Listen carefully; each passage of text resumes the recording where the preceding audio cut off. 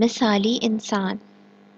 عبدالستار ایدھی 1931 میں بھارتی صوبے گجرات کے چھوٹے سے گاؤں باٹوا میں پیدا ہوئے۔ ان کی عمر صرف 11 برس تھی کہ ان کی والدہ پر فالج کا حملہ ہوا۔ کچھ عرصے بعد ان کا ذہنی توازن بھی بگڑ گیا۔ کمسن ایدھی انہیں نہلاتے، کپڑے تبدیل کرواتے اور کھانا کھلاتے، لیکن ان کی طبیعت بگڑتی ہی چلی گئی۔ والدہ کی خرابی صحت کی وجہ سے ان کی پڑھائی متاثر ہوئی اور وہ اپنی تعلیم کا سلسلہ جاری نہ رکھ سکے۔ ایدھی کی عمر 19 برس تھی کہ ان کی والدہ کا انتقال ہو گیا۔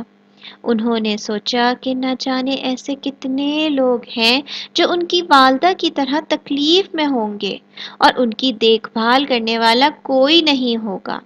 ایدھی نے اسی وقت فیصلہ کر لیا کہ وہ دکھی انسانیت کی خدمت کریں گے۔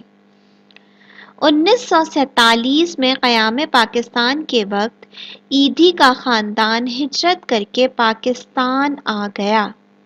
گزر بسر کے لیے ایدھی نے ابتدا میں چھابڑی لگائی اور روزگار کے لیے دوسرے کام کرتے رہے۔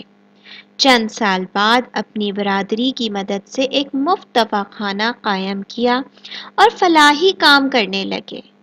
جلد ہی انہوں نے ایک باقاعدہ فلاحی ٹرسٹ قائم کر لیا جس کا نام ایدھی ٹرسٹ رکھا گیا۔ انہوں نے لوگوں سے چندے کی درخواست کی، لوگوں نے ان کا ساتھ دیا اور رفتہ رفتہ ایدھی ٹرسٹ کا کام بڑھتا چلا گیا۔ 1965 میں ایدھی صاحب نے ایدھی دواخانے میں کام کرنے والی نرس بلقیس سے شادی کر لی۔ بلقیس ایدھی بھی اپنے شوہر کی طرح فلاحی کاموں میں پیش ہیں اور ایدھی ٹرسٹ کا بہت سا کام سنبھالتی ہیں۔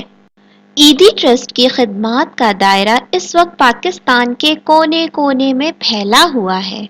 مریضوں کو ہسپتال لے جاتے ہوئے ایدھی ایمبولینس آپ کو ہر سڑک پر نظر آئے گی۔ بے گھروں کو سہارا دینے کے لیے اپنا گھر کی سہولت ہے۔ ہنگامی حالات مثلاً طوفان یا کسی قدرتی آفت سے متاثرہ لوگوں کی امداد کے لیے گوداموں میں خوراک اور دیگر ضروریات زندگی کا ذخیرہ موجود رہتا ہے۔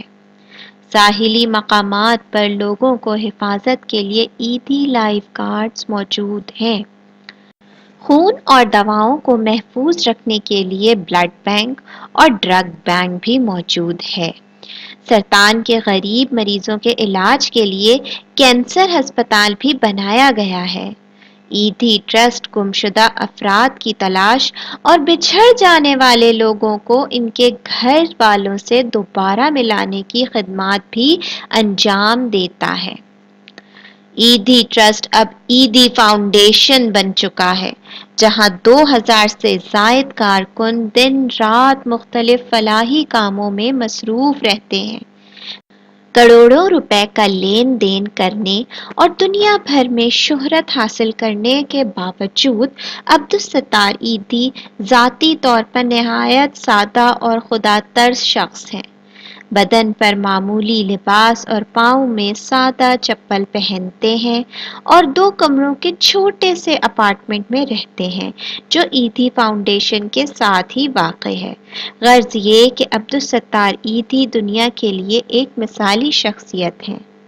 8 جولائی 2016 کو ایدھی صاحب کا انتقال ہو گیا۔ ایدھی صاحب کے انتقال کے بعد ان کی ٹرسٹ کا تمام کام ان کے بیٹے فیصل ایدھی اور ان کی زوجہ بلقیس ایدھی سنبھالتے ہیں۔